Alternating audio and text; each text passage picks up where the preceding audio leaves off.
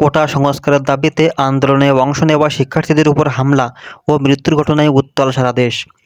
আন্দোলনকারীদের পক্ষে রায় আসলেও শিক্ষার্থীদের গণগ্রেপ্তার নিয়ে ক্ষুব্ধ সবাই। আর শিক্ষার্থীদের আন্দোলনের শুরু থেকেই তাদের সমর্থন দিয়ে আসছেন শোবিজ ইন্ডাস্ট্রির তারকারা এবং কন্টেন্ট ক্রিয়েটাররা।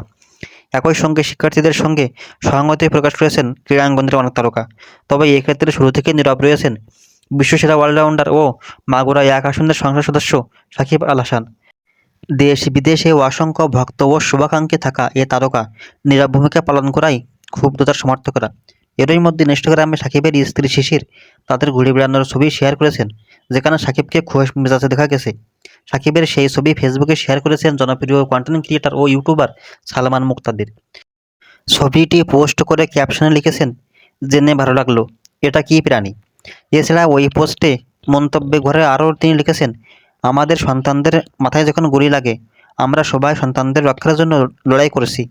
একবার আমার মেয়েদের বলেছিলাম, একজনও মানুষকে অসম্মান করবে না যে বিশ্বব্যাপী নিজেদের দেশের প্রতিনিধিত্ব করে। তবে আমি তাদের অবশ্যই বলবো যে সেই মানুষ আপনি নন।